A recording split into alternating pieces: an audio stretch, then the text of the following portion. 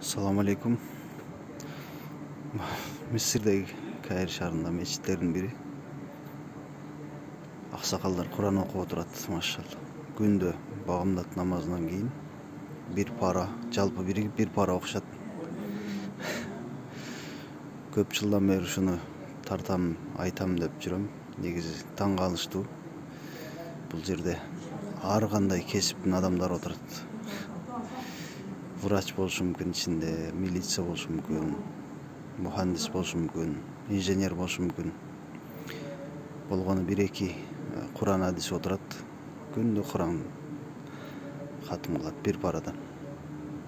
Bir айда bir жолу хатым кылабыз дейт Кур'анды. Ошентип багымдаттан кийин күндө ушинтип хатым кылышат. Senin sakalın жоқ, senin sakalın бар, senin кийимиң мындай, сен тигиндей деген сөз жоқ. Жөнөкөй эле машалла. Имам атайын келбейт бул жерге. Жөнөкөй эле ушу мечиттин жамааты. Багымдаттан кийин 1 саат. Таң калыштуусу жөнөкөй эле адамдар. Ар кандай кесиптин адамдар. Kur'andагы түшүнбөй калган жерлерин 2-3 тафсир вариантынан шарктап берип атат. Машалла.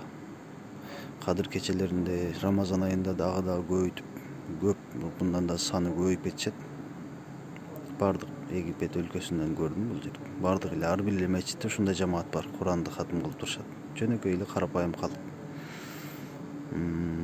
Телевизор, телефон жана башка ушул алагды кылып кое турган нерселерге караганда күндө 1 саат Кур'ан бөлүү кандай жакшы. Ошол Кур'ан менен алек болуп Кур'анды талим берип, үйрөткөн адамга суктанса болот эмеспи? Хадистин маанисинде келгенде. Машалла. Биздин Кыргызстаныбызда да ушундай калкалар болсо экен деп үмүттө, ошондой деген үмүттө тартуудамын.